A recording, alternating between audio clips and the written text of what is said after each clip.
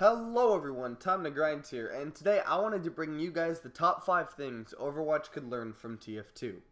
Now TF2 has come a long way since 2007, and with the care of Valve still flourishing to this day with no plans on stopping, especially with matchmaking coming soon. As the game has been out for around 9 years, there have been numerous things that have gone both extremely well and extremely poorly, and today we're going to go over 5 of the most important things Overwatch could learn by looking at TF2. When TF2 first introduced cosmetics in 2009 in the Sniper vs. Spy update, hats were semi-serious. They at the very least were in the spirit of the character. Nothing was too out of place and nothing felt extremely odd. Fast forward to 2015 and we have lightsabers, duck hats, and Batman hats. How is a Batman hat or a lightsaber in the original spirit of the character?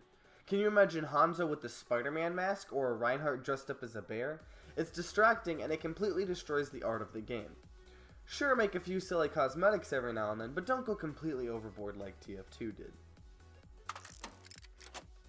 Now, this one is most likely never going to happen, look at Blizzard's previous track records, but having community servers and maps helped TF2 thrive, even creating little mini communities within TF2, like zombie survival servers or surf servers. Hell, when I played TF2, nearly 90% of my playtime was on various servers like Surf or 100% Crit Chance. It was extremely fun and hilarious and added infinite amount of playability to the game because if you got bored, you could just hop onto a different server and do something completely different.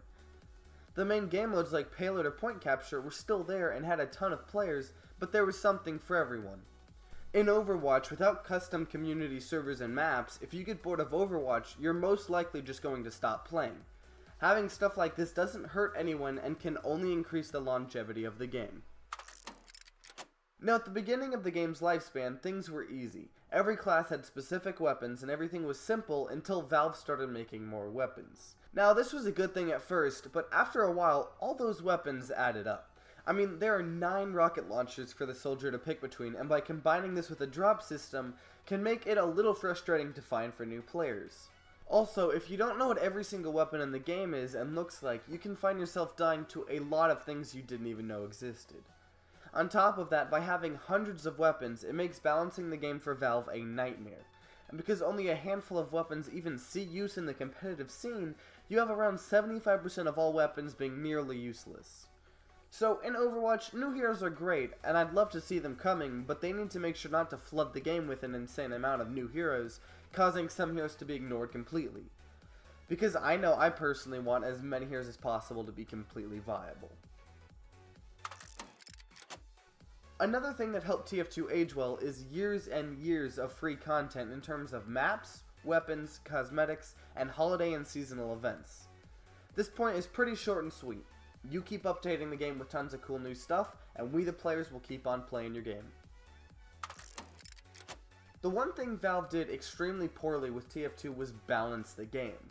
There were little to no balance changes except on a handful of extremely overpowered things. Instead of balance changes, we got more weapons and more cosmetics, which didn't help the game at all. In fact, several tournaments had to create a special ban list for things that would break the game. Things like the Scout's Criticola or the Snipe Darwin's Danger Shield were too good, they ended up being banned in most tournaments.